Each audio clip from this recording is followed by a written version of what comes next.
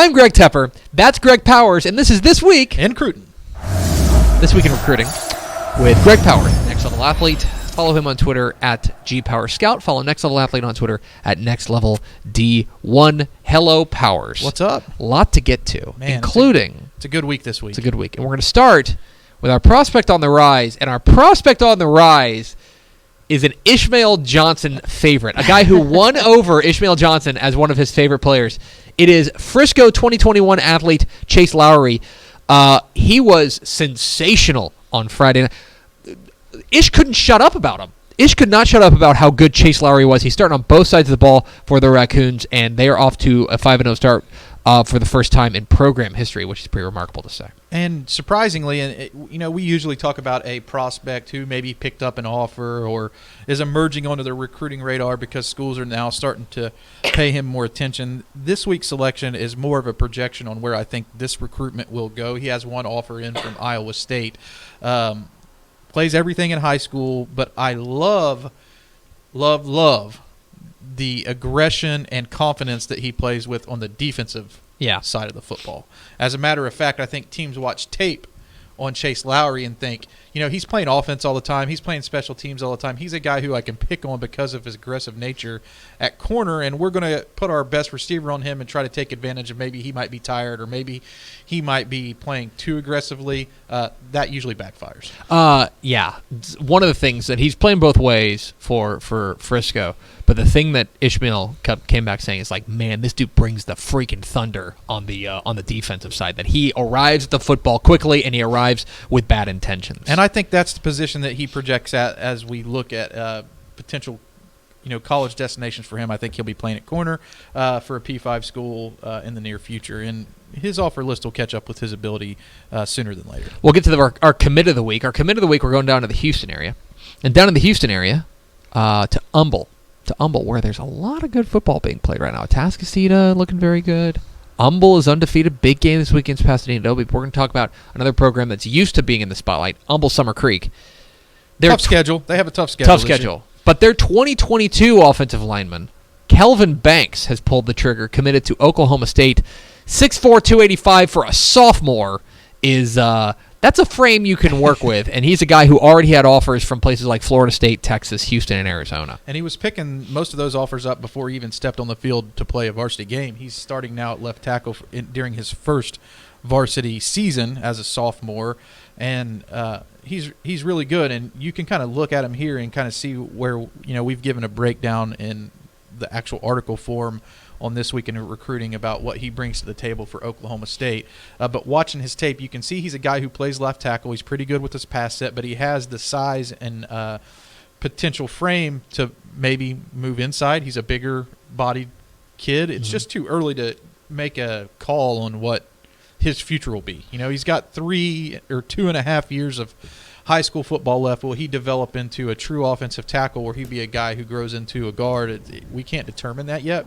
But what I love about him is the versatility that he brings to the table.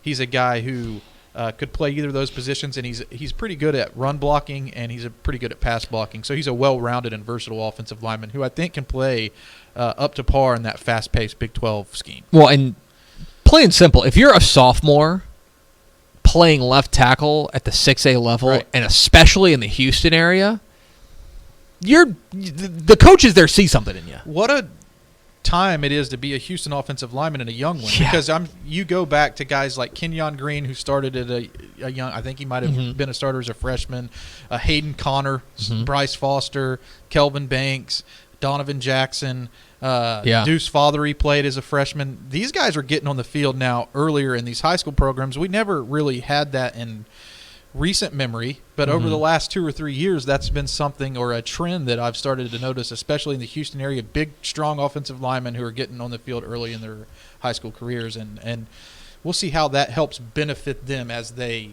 go into college, because these are experienced guys at positions that aren't used to having that experience. And, of course, Kenyon Green getting on the field as a freshman at A&M, so maybe there's something to it. Absolutely. I had to tell y'all, too, real fast on that one. I was real sad because I turned down the music that he had behind his highlights there, but he had some pretty bumping music. Yeah, I was, sad that I had to turn it down a little bit, but that's just a sidebar there. Continue. Hey, can I just issue – we'll get to just a real quick Gregatorial, if I could sign the bottom of the screen here. Guys, recruits out there, if you want to put some music on your recruiting video, that's fine. That's really okay. Make sure it's a clean edit. Okay? I'm just saying. There have been times I've opened up a thing and you have heard some words that you would not be able to say in church. So just clean edit. That's all I'm saying. His was good. It was I'm clean, sure. That is not a I'm not saying that for Kelvin Banks. I'm saying that just generally. It's Greg Powers, the next level athlete, joining us here on Texas Football Today. Get involved in the conversation. #TF Today. Get to our underclassmen of the week. Our underclassmen of the week, and another 2022 kid. This time a quarterback. We figured that whoever was going to throw the ball to Jackson Smith-Njigba at Rockwall was going to get noticed. Yep. And guess what? Braden Locke getting noticed. Picked up 2 big offers this week. His first 2 offers from Arkansas and SMU. It's been a good start to the season for Locke. This I thought was his best game against Rowlett. Of course, he had a big game against Highland Park as well. That kind of put him on the radar. Stepping in for Jacob Clark, who went on to Minnesota. So it was not an easy task to step in for a 6'5", 225-pound quarterback who's going on to play at the P5 level. But Locke has actually, I think, put up better numbers than what Clark put up at the beginning of the season last year, or at least comparable numbers to what Clark was putting up. And he's been rewarded with his first 2 scholarship offers, his very first one coming from P5, Arkansas, who does a great job of noticing talent in the Lone Star State, and then SMU, who, to be quite honest, Locke is a guy, as you watch this tape, I feel like Cliff Kingsbury would have been all over if he was still at Texas Tech. And these 2 offers make a lot of sense then if you see it like that. He's a guy who plays with a lot of moxie. He can get outside the pocket and make things happen in the passing game and be very accurate as he works outside the pocket.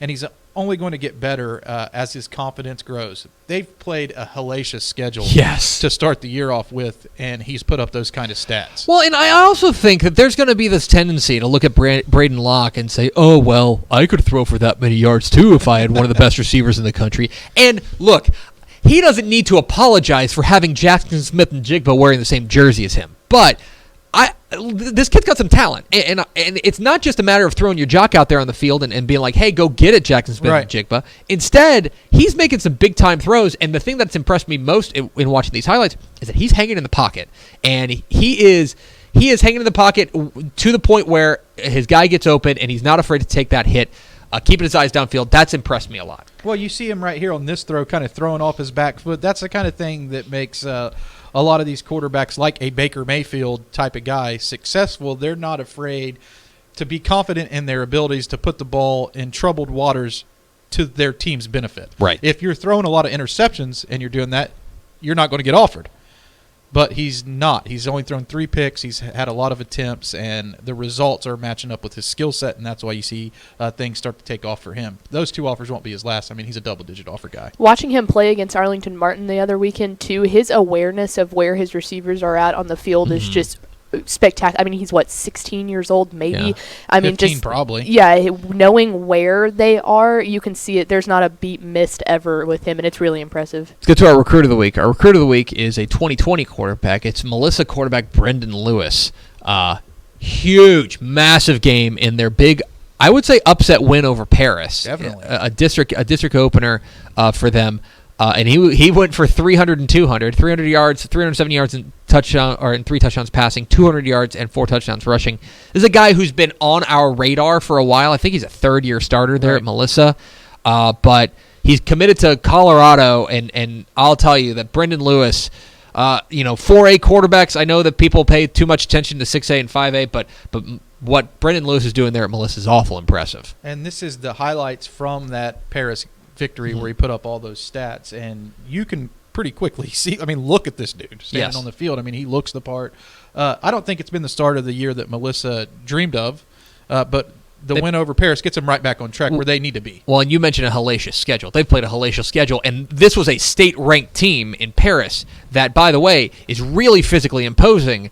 And Brendon Lewis led them to a big win. He is a playmaker out there. Well, the game that kind of threw me off when looking at their list, because I'd be honest, I picked Paris in this game to win. Me too. Probably a lot of people did. The loss to Trinity Christian is the one that kind of threw me off because I watched Trinity Christian when they played Parish Episcopal. That was one of the This Week in Recruiting games of the week this year. So that one kind of made me hit pause on Melissa, but I'm all in now. Yeah.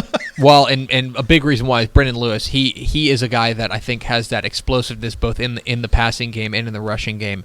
He is a guy that you're going to need to know about. A Colorado commit, 2020 Melissa quarterback, Braden Lewis. Very important detail when you're talking recruiting. Yes. Committed to Colorado. Committed to Colorado. Finally, let's get to our This Week in Recruiting Game of the Week. And it might as well be one of the high school football games. There are times where your game of the week from a recruiting perspective and my game of the week from a game perspective, from a high school perspective, are different. We're in lockstep this week. Denton Guyer and South Lake Carroll.